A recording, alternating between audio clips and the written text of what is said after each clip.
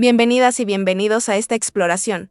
Hoy vamos a analizar varios materiales. Tenemos vídeos, textos que nos dan una imagen compleja de Ricardo Salinas Pliego. Así es, exacto. Nos vamos a enfocar en entender su situación financiera actual, sus pleitos fiscales que ya son largos, de dónde viene su grupo de empresas y su figura pública tan controversial, siempre basándonos en la información que tenemos. El chiste es destilar lo importante de estas fuentes. Vamos a ver números, fechas clave, que ha dicho él, que dicen otros. Para tratar de entender las distintas caras de este personaje y su impacto, todo, como dices, pegados a los documentos. Perfecto. Pues empecemos con algo que resalta mucho, la deuda fiscal. Vaya tema. Uf, sí. Las cifras que se mencionan son enormes y parece que crecen. Hablaban de 63,000 millones de pesos por ahí de marzo de 2024. Pero ya lecturas más recientes suben eso hasta 74,000 millones. Es muchísimo dinero. Muchísimo. ¿Y cómo está la parte legal? Porque eso es clave, ¿no? Pues mira, es un enredo. Hay casos muy importantes esperando en la Suprema Corte. Ahí se juegan, dicen las fuentes, unos 35,000 millones de pesos. Sí. 35,000 millones solo en la Corte. Y aparte, ojo, ya ha habido decisiones de tribunales colegiados que le negaron amparos. Uno por 2,000 millones, por ejemplo. Cantidades que no son menores tampoco. Claro. ¿Y cuál es su argumento? ¿Qué dice él, según las fuentes? Bueno, él insiste en que son cobros dobles, que son abusivos, habla de una persecución en su contra. Esa es su línea. ¿Pero qué dicen las fuentes sobre eso? ¿Contrastan esa versión? Sí, claro. Las fuentes señalan que esto viene de años atrás. Describe una estrategia legal muy amplia, ¿no? Para retrasar los pagos. Hablan de muchísimos recursos legales, hasta 47 impugnaciones en algunos casos. O sea, no es algo nuevo. 47. Vaya. Oye, y mencionan también algo de una negociación que no se dio con López Obrador, ¿verdad? Sí, fíjate, se habla de un intento de negociación.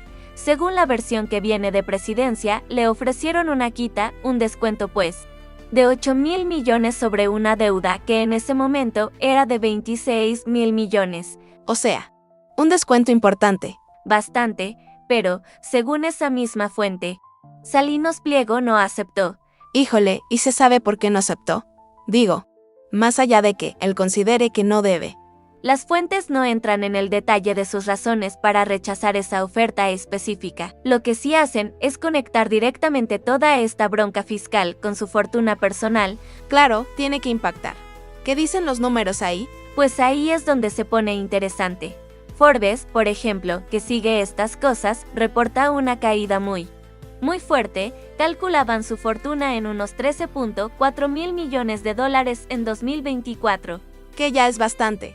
Sí, pero para mayo de 2025, la estimación bajó a 4.9 mil millones.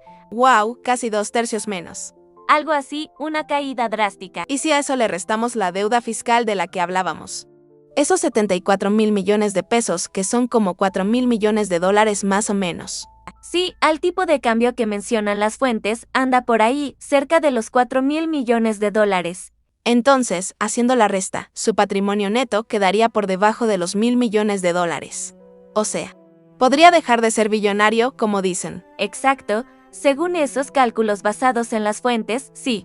Sugieren que, si la tendencia sigue, podría enfrentar problemas financieros serios. Podría ser la ruina, dicen algunas fuentes.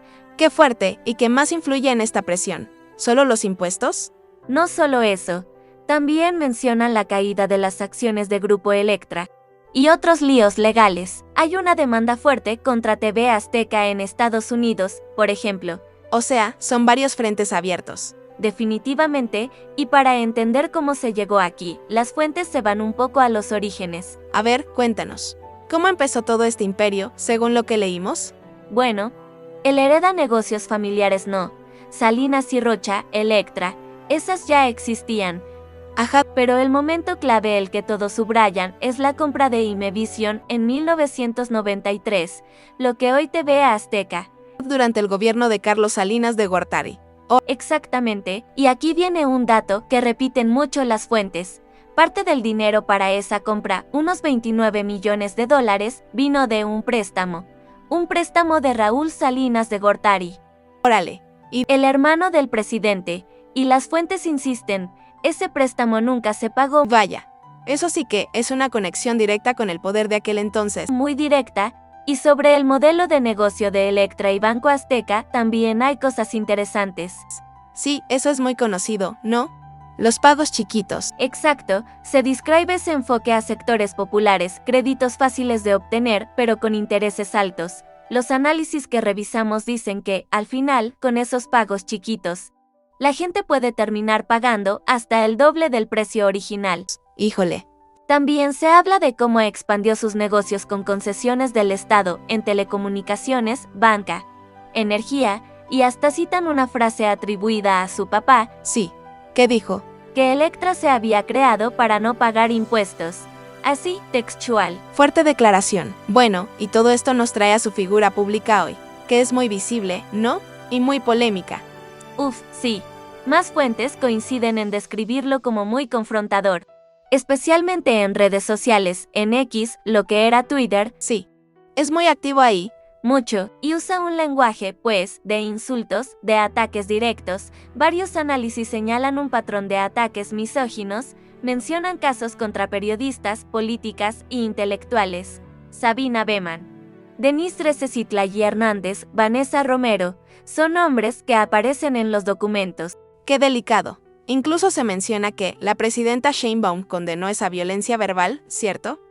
Sí, hay una cita de ella condenando públicamente ese tipo de lenguaje. Y mientras tanto, él, ¿cómo se ve a sí mismo? ¿O cómo lo posicionan las fuentes? Porque parece que se asume como opositor al gobierno actual. Totalmente, se presenta como si estuviera en una batalla cultural, así le llama él, contra el populismo colectivista.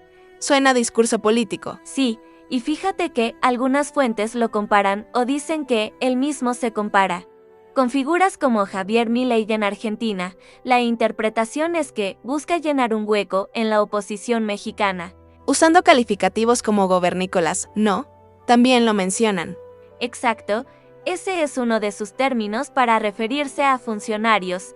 Muy de él. Entonces, para ir cerrando, si juntamos todo lo que revisamos en estas fuentes, tenemos a un magnate. Bueno, bajo una presión financiera y fiscal tremenda. Sí, muy fuerte. Con una fortuna que, al parecer, se construyó muy ligada al poder político en sus inicios, y que ahora parece estar disminuyendo. Bastante. Considerablemente, sí. Y al mismo tiempo, una figura pública que genera muchísima polarización, muy combativa, ¿no? Metido de lleno en la arena política. Esa es una buena síntesis, creo. Un cuadro complejo, sí. Y de mucha atención por todos lados, según lo que leímos. Y nos deja una reflexión final, ¿no? Basada en todo esto. Si sus empresas crecieron tan de la mano de las conexiones políticas históricamente, ¿qué podemos inferir de estas fuentes sobre el futuro de su imperio? Sobre todo, ahora que esas relaciones con el poder parecen estar cambiando, al menos tensándose mucho. Es la gran pregunta que queda en el aire, ¿verdad? ¿Qué va a pasar en este nuevo escenario? Algo para seguir observando de cerca, sin duda. Es importante recordar que criticar estas prácticas no significa estar en contra del éxito empresarial. Al contrario. Necesitamos más emprendedores éticos que entiendan que el verdadero progreso es aquel que beneficia a toda la sociedad. ¿Qué podemos hacer? Informarnos, participar en el debate público, apoyar iniciativas de transparencia y exigir que nuestros representantes trabajen por un sistema más justo. El cambio comienza con la conciencia colectiva.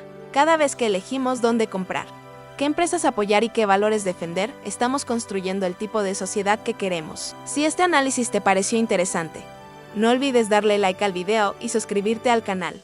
Juntos podemos crear conciencia y promover un debate constructivo sobre estos temas que nos afectan a todos. Nos vemos en el próximo video.